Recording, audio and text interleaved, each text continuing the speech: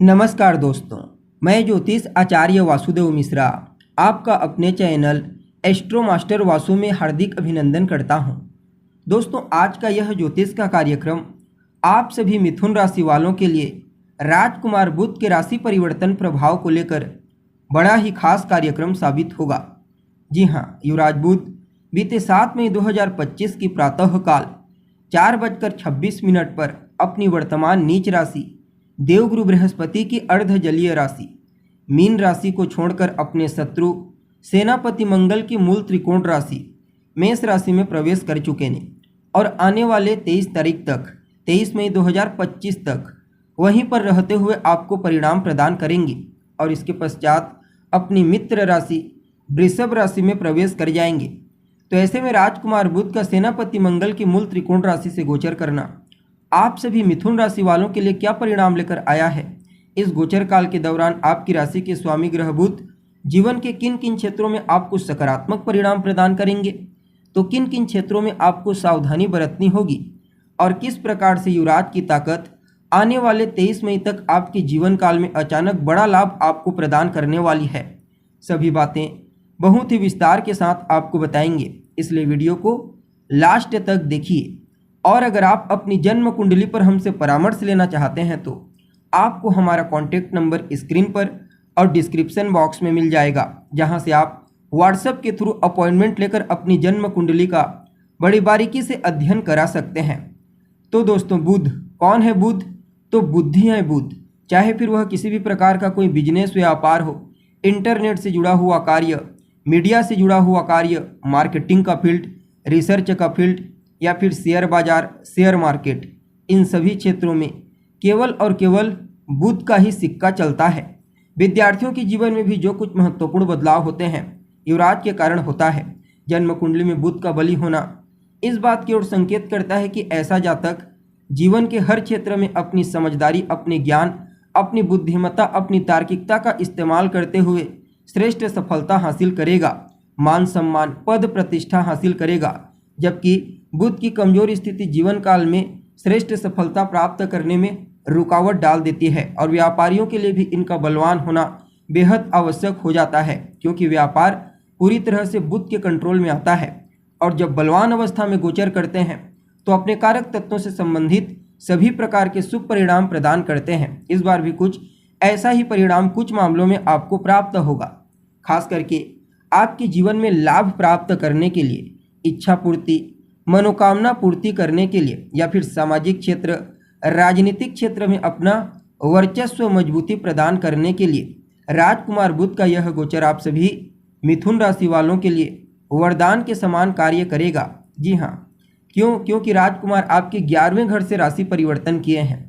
11वां घर आपकी इच्छा पूर्ति का होता है, आपकी डिजायर्स, आपकी अभिलाषाओं का होता है, आपके लाभ का होता है, आपके इम्पोर्टेंस का, और कहीं ना कहीं छठे से छठा होने के चलते रोग, ऋण और शत्रु को भी बताता है। और देखा जाए तो बुध आपकी राशिपति और आपके दशमपति बन करके लाभ के घर से गोचर कर रहे हैं, तो कहना ही नहीं, आपके लिए इस गोचर काल के दौरान महाधनी योग का निर्माण हो रहा है।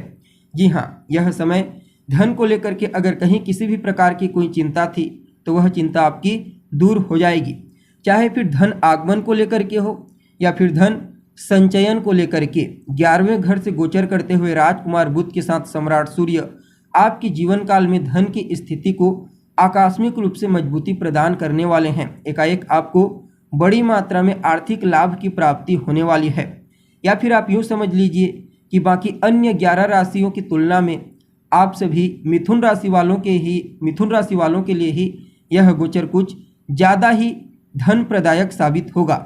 इस गोचर काल के दौरान आप अपने जीवन काल में विशेष रूप से सक्रिय हो जाएंगे, चाहे कार्य क्षेत्र में हो या फिर सामाजिक क्षेत्र।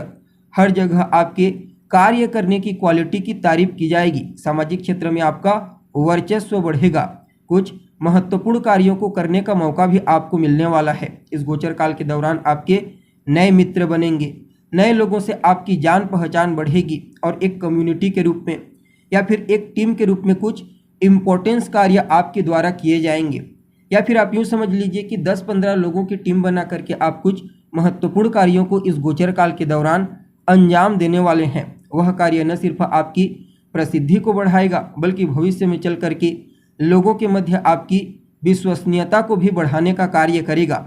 हर प्रकार से यह गोचर आपके लिए बढ़िया रहने वाला है।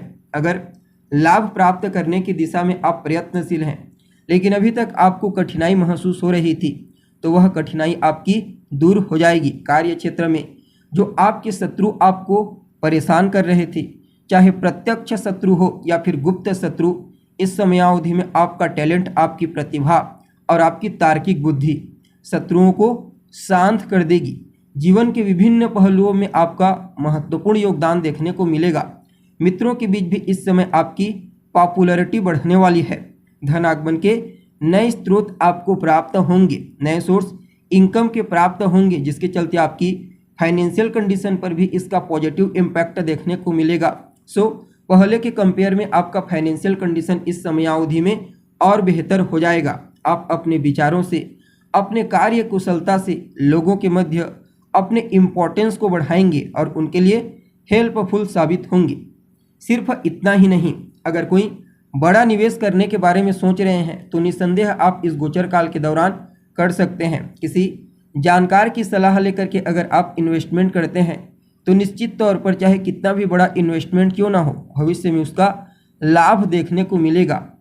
घूमने फिरने के लिए भी समय अच्छा रहने वाला है। खास करके मित्रों के साथ आप किसी मनोरम स्थल की यात्रा कर सकते हैं। बाकी पद प्रतिष्ठा के दृष्टिकोण से अच्छा रहेगा, चाहे सामाजिक क्षेत्र में हो, राजनीतिक क्षेत्र में या फिर सरकारी क्षेत्र में। अगर आप पद प्राप्ति के लिए प्रयत्नशील हैं तो आपको अवश्य ही बुध और सूर्य, इन दोनों ग्रहों के आशीर्वाद से पद प्राप्ति का योग बना हुआ है। बाकी अपने निर्णय से भी इस समयावधि में आप लाभ प्राप्त करेंगे, चाहे फिर किसी भी प्रकार का कोई पर्सनली डिसीजन हो, प्रोफेशनली डिसीजन हो या फिर सोशल डिसीजन। आपकी बुद्धिमत्ता, आपका ज्ञान, आपका टैलेंट इस समयावधि में जीवन के हर क्षेत्र में आपको सकारात्मक निर्णय लेने के लिए प्रेरित करेगा। बाकी प्रेम संबंध के मामलों में नई ऊर्जा का अनुभव आप करेंगे। वैवाहिक जीवन में भी स्थिति पहले के मुकाबले बेहतर हो जाएगी।